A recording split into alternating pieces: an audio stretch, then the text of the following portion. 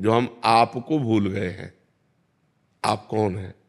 तो आप शरीर को लेकर के बोलेंगे मैं अमुक हूँ, मेरा नाम यह है, वो नहीं है। तो इस ढांचे का परिचय दे रहे हैं आप अपना परिचय बताइए, तो आप अपने को जान पाए कि आप कौन है। जब अपने को जान पाओगे तो आप ही हैं उत्तर देने वाले, आप ही फंस गए हैं। अगर आप इससे मुक्त हो जाओ तो कहा गया ब्रह्मविद ब्रह्मवि भवति, जो ब्रह्म को जान लेता है वो ब्रह्ममय हो जाता। जानत तुम्हें तुम्हें हो जाए।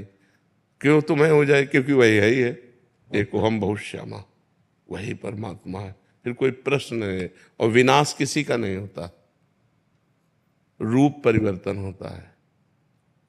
जैसे शरीर जला दिया गया तो अग्नि तत्व में, वायु तत्व वायु तत्व में, जल तत्व जल में, पृथ्वी पृथ्वी तत्व, आकाश आकाश तत्व में। जीवात्मा अविनाशी है, वो अपने कर्मानुसार मन को लेकर दूसरे शरीर में चला गया। मृत्यु किसकी हुई? किसी की नहीं।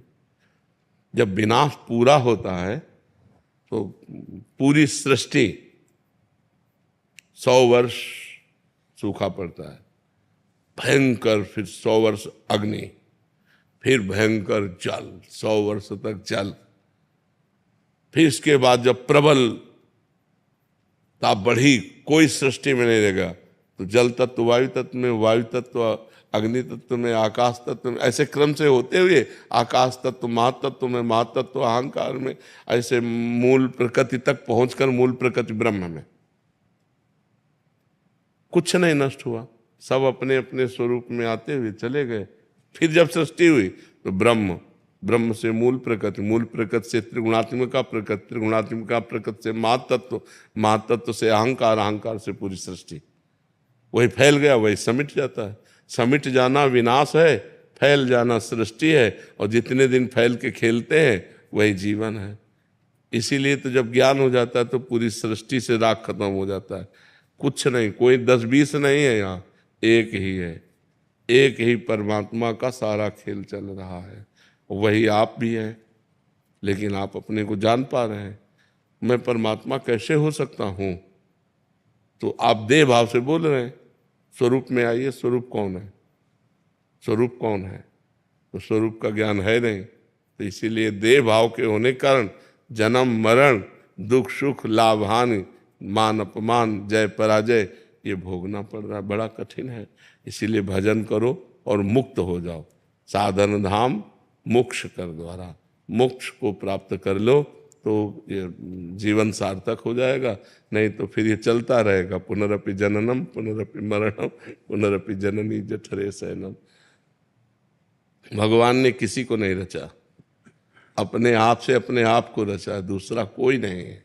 आप देखो ये क्या है? पंचभूतों से बना हुआ शरीर है ना। पंचभूत कौन है?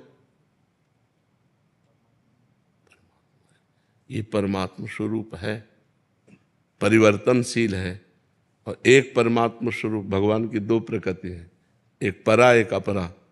जो शरीर है ये भगवान की एक प्रकृति है, जो स्वरूप है वो आप है। वही जो आप में स्वरूप, वही आप में, वही आप में, वही आप में, वही एक ही है। जैसे करणों के कारण देखने में बिजली कई प्रकार की दिखाई देती है। एक बिजली लाइट दे रही, एक बिजली हवा दे रही, एक बिजली ठंडा कर रही, एक बिजली हीटर में निकल रही। लेकिन क्या बिजली कई प्रकार की है क्या? कि ये बिजली गर्म करेगी, ये बिजली ठंडा करेगी, ये बिजली हवा फेंकेगी, ये बिजली रोटी बनाएगी। बिजली तो कई प्रकार की नहीं है, यंत्र कई प्रकार के हैं, करण कई प्रकार के हैं, उनमें वो पावर वैसे जाकर प्रभावित हो जाता है। ऐसे एक बिजली है। अगर संपूर्ण ब्रह्मांड में पूछी जाए तो बिजली एक है ना? और उसके करण कितने हैं? करोड़ों हो सकते हैं, करोड़ों करण है, करोड़ों प्रकार से उसका प्रयोग हो रहा है। ऐसे ही ये करोड़ों अरबों करण हैं, लेकिन इसमें परमात्मा का पावर एक है। अब करण है दुष्ट स्वभाव का रचा हुआ, अब वो दुष्टता ही करेगा, तो बोले इसमें परमात्मा कैसे हो सकता है? नहीं, परमात्मा ही है। वो करण के प्रभाव से ऐसा बोल रहा है। जैसा जैसा स्वभाव, जैसी जैसी प्रकृति, तो परमात्मा तत्व तो वैसे ही जाके बर्ताव कर रहा है। तो लगता है ये परमात्मा कैसे हो सकता है, ये परमात्मा कैसे हो सकता है? नहीं, परमात्मा ही है अंदर से, वो अपने को नहीं जान रहा है और वो उसका स्वभाव है, वो कर्म के अनुसार ऐसी स्थिति को प्राप्त होकर ऐसा बर्ताव कर रहा है। जैसे इसमें भी बिजली है और ये भी बिजली से चल रहा है। बिजली कितनी लघु हो सकती है और बिजली कितनी महान हो सकती है। बड़े बड़े मशीनें चल रही फैक्ट्रियों में, नहीं चल रहे, बड़े बड़े कार्य उससे हो रहे, तो एक छोटा सा पंखा भी उसी से चल रहा है, छोटा सा माइक भी चल रहा है। तो एक चींटी से लेकर ब्रह्मा तक सब उसी परमात्मा से संचालित है, वही परमात्मा है, दूसरा नहीं उसमें। और हम लोग द्वैत में ही फंसे हुए, दूसरा है, ये सब दूसरे हैं। हमारा परिवार, हमारा घर, मैं, शरीर, इसी अज्ञान की निवृत्ति के लिए अध्यात्म है। जब अध्यात्म, तो एक स्वप्न चल रहा है।